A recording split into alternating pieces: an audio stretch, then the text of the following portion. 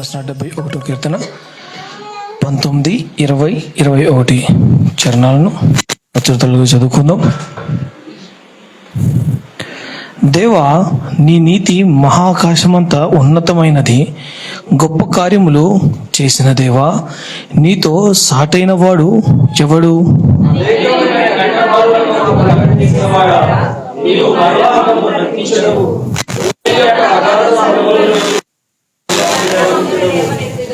అందరు కలిసి చూద్దాం. మా కొత్త పనులు వృద్ధి చేయము, నా తట్టు మరలి నాకు నెమ్మది కలుగు చేయము. దేవుడి చిన్న మాట ఇంట్లో దీవించును గాక. ఆమేన్. అందరం కూర్చుందాం.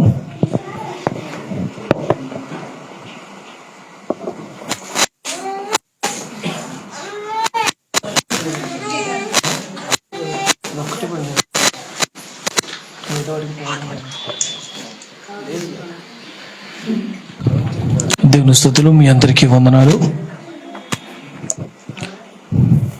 మరి చూసుకున్నట్లయితే కనుక దావీదు రాసిన 71 కీర్తన 19, 20, 21 చరణాలను మనం ఉత్తర పద్ధతులుగా చదువుకున్నాం కదా. మరి దాంట్లో దావీదు అంటూ ఉన్నాడు మాట, దేవా, నీ నీతి ఆకాశమంతా ఉన్నతమైనది. గొప్ప కార్యములు చేసిన దేవా, నీతో సాటిన వాడెవడు?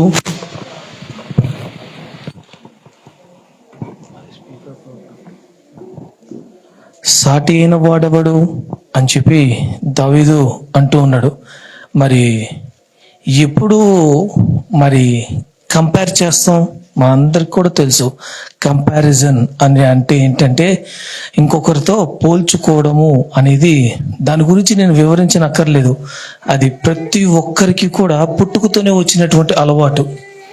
మనం బాగున్నా బాగోపోయినా ఇంకొకరితో పోల్చుకుని మనల్ని మనం నాశనం చేసుకునేటటువంటి అలవాటు మనిషికి ఉన్నటువంటి సహజమైనటువంటి లక్షణం అంట. మనకి ఉన్నది ఎంత, మనకున్న దాన్ని బట్టి బతికే దాంట్లో కన్నా వాడికి ఉంది, మనకున్న దానికన్నా వాడికి ఉంది అని పోల్చుకుని చూసుకుని తేడా కనుక్కుని మనకున్నది కూడా ఊడబిక్కోవటం మనిషికి ఉన్నటువంటి సహజ లక్షణం అంట. చాలా బాధాకరమైన విషయం. మరి అందరికీ దాని గురించి వివరించక్కర్లేదు, ఒక్క కంపారిజన్ అనే దాని గురించి. కాబట్టి ఇక్కడ దేవుడు నీ వంటి వాడెవడు అని చెప్పి అని అంటున్నాడు. మరి మనందరికి కూడా తెలుసు, హిందువుల ప్రకారం చూసుకుంటే కనుక 3.5 కోట్ల దేవుళ్ళు ఉన్నారు. ఒకరు కాదు, ఇద్దరు కాదు, 3.5 కోట్లు. రోజుకొకరు చూసుకున్నా కానీ ఇంకా మిగిలిపోతారు చాలా మంది వాళ్ళు. మరి ఆఫీస్లోనే కాదు, చాలా చోట్ల కూడా సూటిగా గంభీరంగా ధైర్యంగా చెప్పిన వాడిని నాకు నేర్పించారు అలాగా. మరి మీకు ఆల్టర్నేట్ ఆప్షన్ ఉందేమో, మీకు ఇంకొక దేవుడు ఉన్నాడేమో.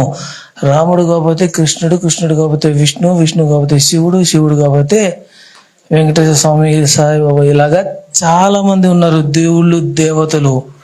కానీ నాకున్న వాడు ఒక్కడే.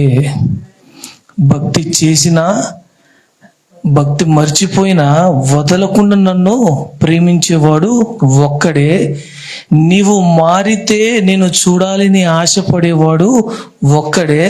మారితే నిన్ను దీవిస్తాన్రా, ఆశీర్వదిస్తాన్రా అని చెప్పేవాడు కూడా ఒక్కడే. మనల్ని పరిశుద్ధముగా చూడాలి, ఇంకా నా నుంచి ఏమి కోరుకోవట్లేదు.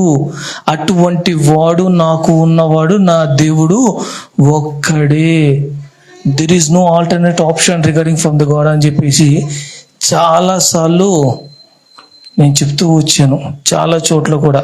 అది సంతోషకరమైన విషయం. నాకైతే నా వరకు అది చాలా సంతోషకరమైన విషయం. ధైర్యంగా సంతోషంగా చెప్పగలను, నాకున్నవాడు ఒక్కడే నిజమైన దేవుడు అని.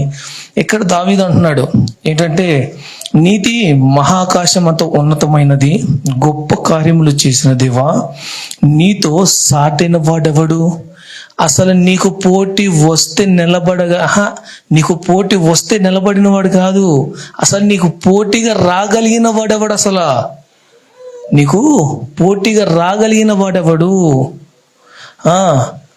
యెహోషువ ప్రార్థన చేసుకుంటూ ఉంటే గుడారం లోపల ఒకడు వచ్చి శూలంతో పట్టుకుని నిలబడి ఉంటే డోరు తీగానే ఆ వ్యక్తిని చూడగానే అసలు ఎంత రౌద్రము కలిగినటువంటి అసలు ఆ వ్యక్తిగా ఉన్నాడో, మరి ఆ వ్యక్తిని చూడగానే అన్న మాట, నీవు నా పక్షం ఉన్నవాడివా శత్రువుల పక్షం ఉన్నవాడివా అని అడుగుతాడు. అక్కడ ఎగ్జాంపుల్ చెప్తున్నాను. మరి నీవు నమ్మిన దేవుని పక్షమున వచ్చిన వాడిని అని చెప్పి అక్కడ చెప్తారు. ఇంకొక వ్యక్తి ఎవరినో చంపడం, ఎన్నోసార్లు నేను ఈ మాట రిపీట్ చేస్తూ వచ్చాను, ప్రతి వారం రిపీట్ చేస్తూనే వచ్చాను. ఎవరినో చంపడానికి వెళ్తున్నావు కదా, ఎవరు ముసలోడైపోయాడు, మంచం మీద ఉన్నాడు, ఏమి చేయలేడు అనుకుని వెళ్ళిపోతున్నావు కదా చంపడానికి, అతడు ఎటువంటి నైపుణ్యత కలిగిన వాడో తెలుసా? సింహం వంటి గుండెకి కూడా దడ పుట్టించగలిగిన వాడు నీ తండ్రి. అటువంటి వాడిని నువ్వు చంపడానికి వెళ్తున్నావా అని చెప్పాడు. మరి ఆ వ్యక్తినే కాదు, ఏ వ్యక్తిని చూసుకున్నా కానీ ప్రతి ఒక్కరు కూడా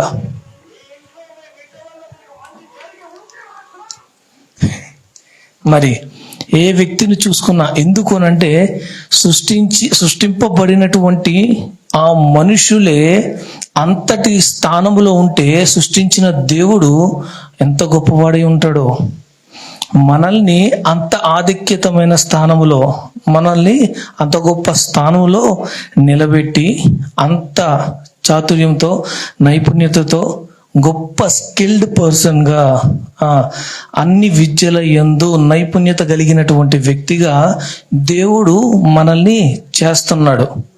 యు ఆర్ ఏ 0%.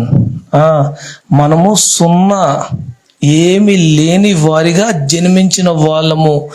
జన్మించిన తర్వాత ఎదిగి పెద్దగైన తర్వాత జ్ఞానం సంపాదించుకుని జ్ఞానంలో ఇంకా పెరిగి స్థానాలు పెంచుకుని ఒక స్కిల్డ్ పర్సన్గా, ఒక ప్రొఫెషనల్ లాగా తయారయ్యావు అనంటే అది నీ గొప్పతనమా? ఒక దేవుని వలన, ఆ కృప వలన ఆయనే నీకు నీ పక్షమున ఆ అవకాశం ఇవ్వకపోతే, నీ విషయంలో ఆ కృప చూపించకపోతే నీకు ఆ జ్ఞానం వచ్చేదా? నీవింత జ్ఞానాన్ని పొందుకోగలవా? ఆ స్థానానికి చేరగలిగినటువంటి వ్యక్తివేనా? నువ్వు చేసే వర్క్లో అంత ప్రొఫెషనల్గా కంప్లీట్ చేసేటటువంటి, స్పీడ్గా వర్క్ చేయగలిగినటువంటి వ్యక్తిగా నువ్వు అయ్యేవాడివా? లేదే. మనల్ని చేసిన దేవుడే అంత గొప్పవాడినప్పుడు ఆ దేవుడు ఎటువంటి వాడు అనే దాని గురించే ఇక్కడ చెబుతున్నాడు దావీదు. కాబట్టి దావీదు దేవుడిని గొప్పగా ప్రశంసిస్తూ ఆయన గూర్చి సాక్ష్యంతో కూడినటువంటి మాటలు ఇక్కడ తెలియపరుస్తున్నాడు. నీతో సాటి రాగలిగిన వాడెవడయ్యా? నీతో పోటీ రాగలిగిన వాడెవడు? అంత స్థానం ఎవరికి లేదు. ఒక్కడే, అది నీ ఒక్కడివే. మరి శకపురుషుడు, యుగ పురుషుడు అని చెప్పి మాటలన్నీ కూడా మనందరికి కూడా తెలుసు. మరి అవన్నీ మాటలకి మరి చెందినటువంటి వ్యక్తి నా దేవుడే. మరి దేవుడు అని అంతగా ఆరాధిస్తూ అంతగా చేస్తున్న దావీదు మరి ఉన్నాడు. దావీదు దేవుణ్ణి అంతగా స్తుతిస్తూ మహిమపరుస్తూ ఉన్నాడు. మన దృష్టిలో దేవుడు ఎంత గొప్పవాడు? దావీదు దృష్టిలో అయితే నీతో పోటీ రాగలిగిన వాడు ఇంకా ఎవడు లేడయ్యా. నీవు చేసిన కార్యాలు చాలా గొప్పవి. నీ నీతి మహా ఆకాశం అంత ఉంది. అసలు ఎంత ఆకాశం అనేది మనకు కూడా తెలియదు.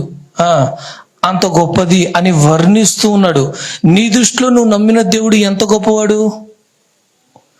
నీ దృష్టిలో ఎవరిది వారిదే. దావీదు ఒక్కడే ఈ మాట పలికాడు. దావీదుతో 10 మంది కూర్చుని రాసింది కాదు ఇది. 10 మంది కూర్చుని చర్చించి మరి ఏమంటావు, ఇది మంచిదేనా, ఇది కరెక్టేనా, ఇది తీసేద్దాం ఉంచుదాం అని చర్చించి రాసింది కాదు. దావీదు ఒక్కడే పాడినటువంటి కీర్తన.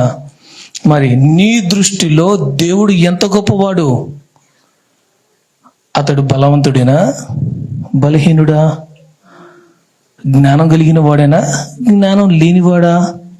ప్రేమ కలిగిన వాడా, కసాయివాడా, జాలి చూపించేవాడా, మరి త్రోసివేసేవాడా, దగ్గరికి తీసుకుని హద్దుకునేవాడా, ఆదరించేవాడా, లేకపోతే పెడచోను పెట్టేటటువంటి వాడా, నీ మొరని ఆలకించలేనివాడా, నీ మొర ఆ ముగింపు కాక మునిపే నీ మొరకు సమాధానం ఇయ్యగలిగిన వ్యక్తి? నీ దృష్టిలో నీవు నమ్మిన దేవుడు ఎంత గొప్ప, దానిని బట్టి నీ భక్తి ఉంటుంది, నీ నమ్మకం ఉంటుంది, దానిని బట్టే నీవు పొందుకునే సమాధానము కూడా ఉంటుంది. నీ దృష్టిలో నీవు నమ్మిన దేవుడు జీరో. ఏ కారణం చేత దేవుని దగ్గరకు వచ్చి మొరపెట్టగలవు?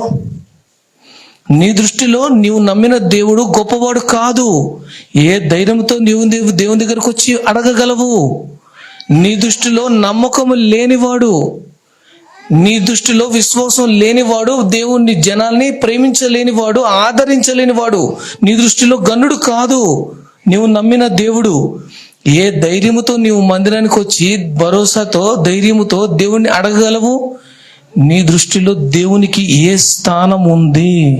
ఏ స్థానాన్ని నీవు ఇస్తున్నావు? నమ్మిన దేవునికి, కలిగి ఉన్న దేవునికి. దావీదైతే గొప్ప స్థానాన్ని ఇచ్చాడండి, గొప్ప స్థానం. మరి మనం అవసరం వచ్చినప్పుడు గుర్తొస్తాడు దేవుడు, ఒక సమస్య వచ్చినప్పుడు టక్కుమని గుర్తొస్తాడు. అంతవరకే సమస్య అయిపోగానే బై బై టాటా. ఇంకా దేవుడు ఎందుకు? మనకి సమస్య లేదుగా. అప్పు వచ్చినప్పుడే డబ్బు ఇచ్చేవాడు గుర్తొస్తాడు కదా, రోగం వచ్చినప్పుడే డాక్టరు, అలాగే సమస్య వచ్చినప్పుడు దేవుడు. మిగతా సమయాల్లో అవసరమే లేదు నాకు, దేవుడితో సంబంధం ఎందుకు నాకు? దేవుడితో అవసరమే లేదు కదా. దావీదు ఎన్నడూ విడవలేదు, దావీదు ఎన్నడూ మరువలేదు. బాధలోనే కానీ, సంతోషంలోనే, కష్టంలోనే, సుఖంలోనే కానీ, యుద్ధంలో ఉన్నప్పుడే కానీ, యుద్ధం లేనప్పుడే కానీ, ప్రతి సమయములో కూడా దావీదు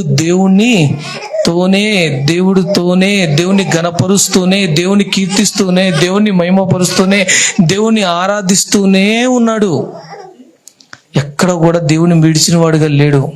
ఒక దగ్గర తప్పు చేస్తే కూడా నాకేమైనా అవకాశం ఉందా అని అడిగాడు దేవుడిని. మరి మనం నమ్మిన దేవునికి మనం ఎంతగా ఇస్తున్నాము స్థానం? మనం ఎంతగా దేవుణ్ణి ఘనపరుస్తున్నాము?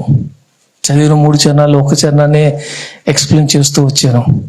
ప్రతి ఒక్కరము కూడా ఆలోచన కలిగి ఉండాలి. చివరిగా ఒక మాట జ్ఞాపకం ఉంచుకోవలసినది, నీవు నీ మనసులో దేవునికి స్థానము ఇవ్వలేకపోతే నీవు అర్హుడవు కాదు, అర్హురాలివి కాదు నీవు పొందేటటువంటి దీవెనకు. ఖచ్చితంగా నేను ఎన్నోసార్లు చెప్పా, సర్వము సృష్టించే దేవునికి నీవు సమీపంగా లేకపోతే సర్వము కోల్పోతావు. నేను ఎన్నోసార్లు రిపీటెడ్ చేశాను ఈ మాటని. సర్వము సృష్టించిన దేవునికి నీవు స్థానం ఇవ్వనటువంటి వ్యక్తిగా ఉన్నావు, విలువ ఇవ్వలేని వ్యక్తిగా ఉన్నావు. నీకెందుకు దీవెన? ఇంకా నిన్నెందుకు దీవించాలి? నిన్నెందుకు ఆదరించాలి? ఆన్సర్ ఇవ్వగలవా? కాబట్టి ప్రతి ఒక్కరము కూడా దేవునికి ఏ స్థానాన్ని ఇచ్చేటటువంటి వ్యక్తులముగా ఉన్నాం. దేవుని వాక్యానికి, దేవునికి. కొరింథీయుల రాసిన పత్రికలో ఉండగా, కళ్ళ ఎదురుగా ఉన్న వ్యక్తినే నీవు ప్రేమించలేని నీవు కనబడిన నన్ను నీవు ఎలా ప్రేమిస్తావు? కొరింథీయుల రాసిన పత్రిక 14వ అధ్యాయంలో ఉంది మాట. మరి కాబట్టి ప్రతి ఒక్కరము కూడా దేవునికి ప్రథమ స్థానాన్ని ఇచ్చి ఘనపరిచే వారముగా, దీవెన అందే వారంగా, పొందే వారంగా ఉందాం. దేవుడు చిన్న మాటలు వెనుకల్లో దీవించును గాక. ఆమేన్.